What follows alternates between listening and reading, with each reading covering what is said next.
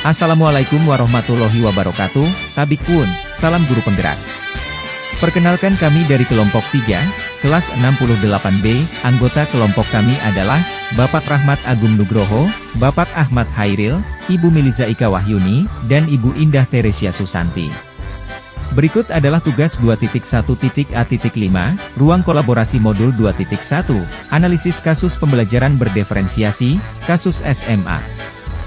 Bu Derana adalah seorang guru biologi SMA. Ia mengajar murid-murid kelas 10.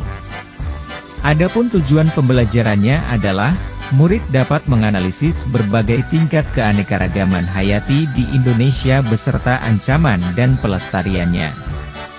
Karena situasi sedang pandemi, Bu Derana kemudian menggunakan metode flip learning. Di mana sebelum pertemuan daring dengan guru, ia meminta murid-muridnya untuk mempelajari dulu materinya.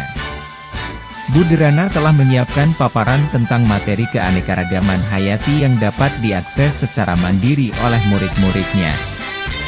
Di dalam paparan ini, Bu Derana menjelaskan tentang konsep kunci dari keanekaragaman hayati dan tingkatannya, keanekaragaman ekosistem, keanekaragaman spesies, keanekaragaman genetik. Ibu Derana juga menyediakan beberapa sumber belajar yang berkaitan dengan wilayah kritis keanekaragaman hayati di Indonesia. Sumber yang ia sediakan misalnya artikel dari koran, video-video dari Kehati, WWF, Greenpeace yang ia ambil dari internet. Untuk membantu murid-muridnya belajar mandiri, Bu Derana menyiapkan beberapa pertanyaan pemandu. Setelah tahapan belajar mandiri, murid-murid kemudian diminta mengikuti kuis tertulis dengan pertanyaan terbuka di mana setiap murid akan diminta untuk memberikan umpan balik terhadap jawaban dua temannya. Ibu Derana memastikan setiap anak mendapatkan umpan balik dari temannya.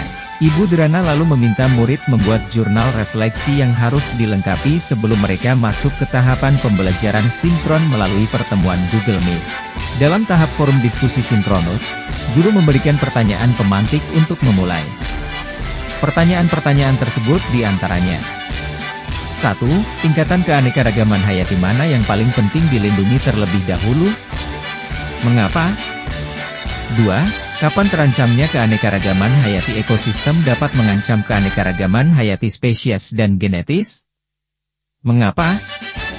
3. Dan pertanyaan-pertanyaan lainnya yang dapat memperkaya materi dan pemahaman murid akan konsep. Selama proses diskusi daring, Ibu Derana mengamati jawaban-jawaban murid, untuk mengetahui apakah ada miskonsepsi yang dimiliki murid atau apakah ada murid-murid yang tampak belum paham. Di akhir diskusi, Bu Derana memberikan murid tantangan untuk membuat paket info digital yang mengidentifikasi ancaman pada satu lokasi di wilayah Indonesia yang membawa dampak negatif bagi 3 tingkatan keanekaragaman hayati sekaligus berikut rekomendasi penanganannya. Bu Derana memperkenankan murid memilih sendiri lokasinya berdasarkan kasus yang nyata terjadi di Indonesia.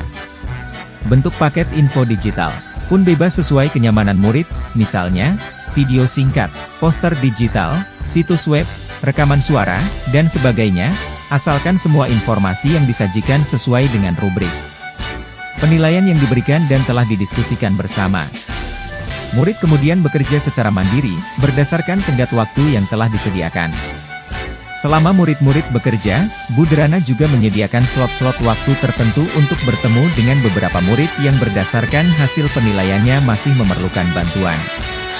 Di dalam slot waktu khusus ini, Bu Derana menjelaskan kembali konsep-konsep serta memberikan banyak contoh. Pertanyaan pertama, apakah kebutuhan belajar murid yang berusaha dipenuhi oleh guru?